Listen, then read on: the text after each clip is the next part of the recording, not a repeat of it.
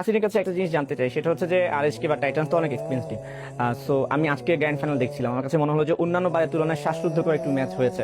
এই যে এবং নতুন নতুন অনেক টিম এসেছে, তো আমার কি মনে হয় যে আগের থেকেও ফ্রি ফায়ারের যে টিমগুলো আছে তাদের অ্যাবিলিটি অনেক বেড়েছে এমন কিছু?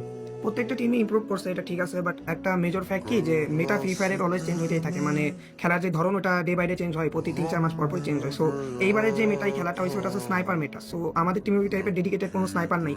সো যেহেতু আমি সব রোলে খেলার ট্রাই করছি আজীবনই, যে আমার টিমে যখন যেরকম প্রয়োজন হয়েছে আমি নিজের বেস্টটা দিছি। সো আমি স্নাইপার রোলে এবার খেলার ট্রাই করছি। সো সেটার ফলে হয়েছে কি যে সাপোর্টিং আমার মনে হয় হালকা একটু ঘাটতি প্রথমে ছিল, তাও রাত ফাইনালে নিজের বেস্টটা দিচ্ছে। সো যদি ওরকম ডেডিকেটেড কোনো স্নাইপার আমাদের থাকতো, হয়তো আপনার আগেও যেরকম দেখছেন যে ওয়ান সাইডেড ডমিনেশন এডক্সের সাইড থেকে ওই টাইপের খেলাই দেখা যাইতো। আপনাদের একজন টিমমেট কিন্তু অন্য টিমে চলে গেছে, খেলার সময় কি কখনো মনে হয়েছে যে তার শূন্যতা বা ঘাটতি আছে? ওইভাবে আমরা কখনো ভেবে খেলি না, কারণ আপনি যখন মনে করবেন যে আপনি কারোর উপর ডিপেন্ডেন্ট হয়ে নিজের টিমকে রান করতেছেন, সো কখনোই আপনি নিজেকে চ্যাম্পিয়ন হিসেবে দেখতে পারবেন না। অবশ্যই ফ্লিকার আমাদের মানে এখনো আমাদের সাথে অতিরিক্ত ভালো সম্পর্ক, এবং আমরা সবাই ওরা অনেক ভালোবাসি, ও আমাদের অনেক ভালোবাসে।